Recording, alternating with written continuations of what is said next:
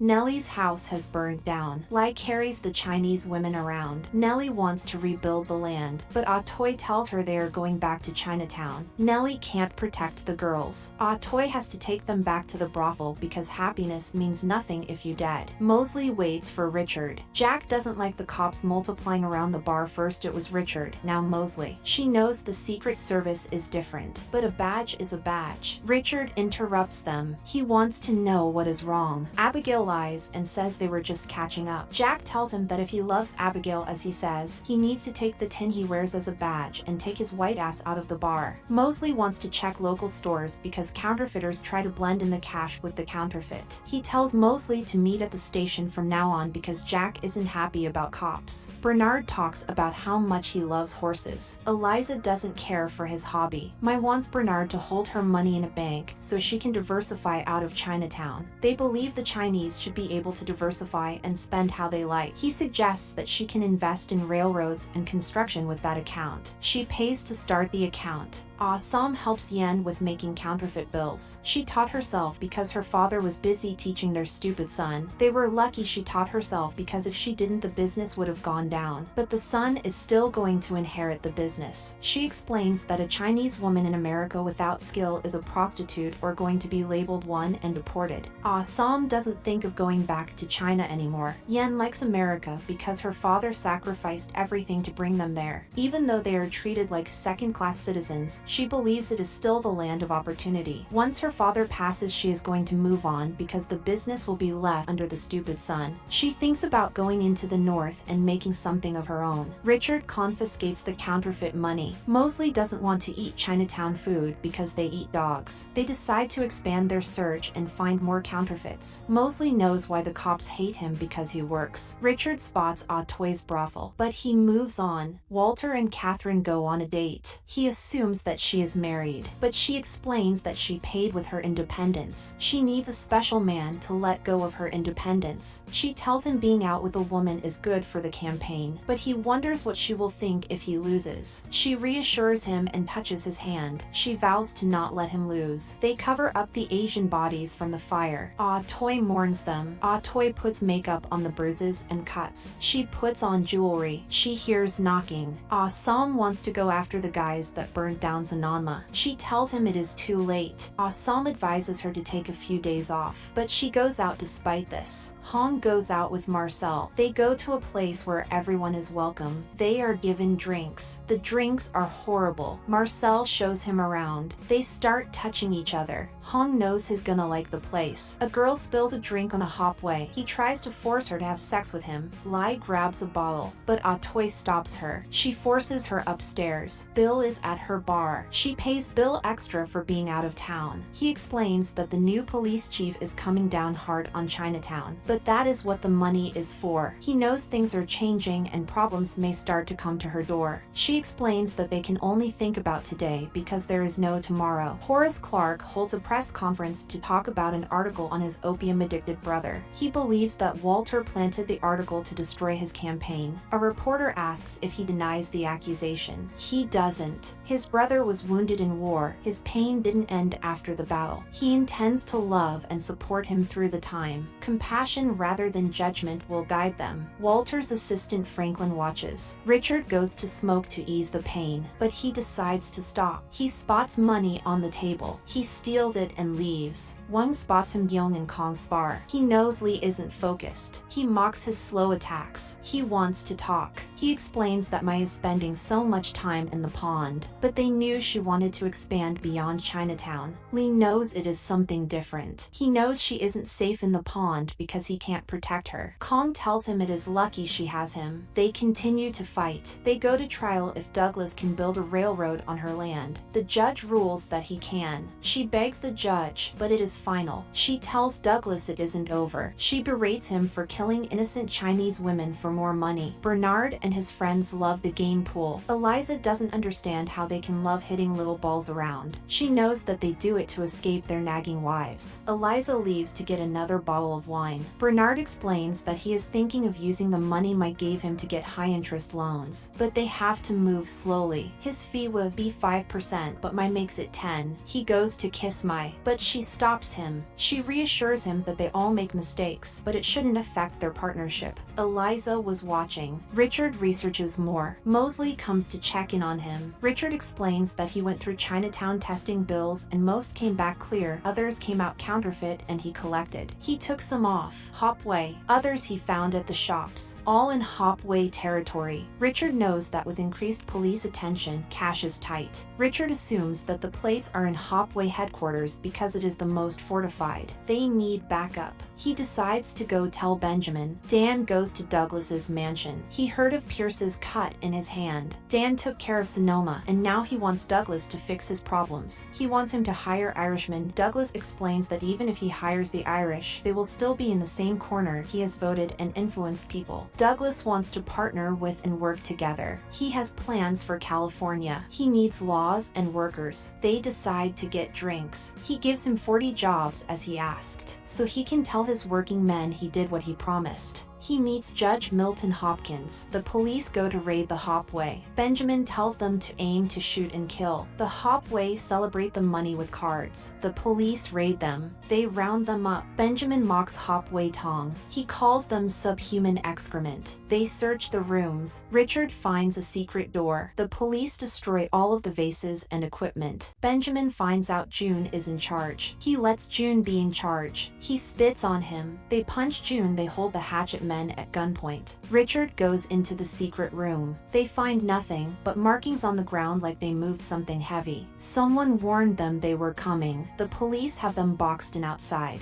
Yen and Adsam have the machine outside. Yen wants to leave the cart, but Assam knows if they leave it and the cops find it, the Tong is screwed.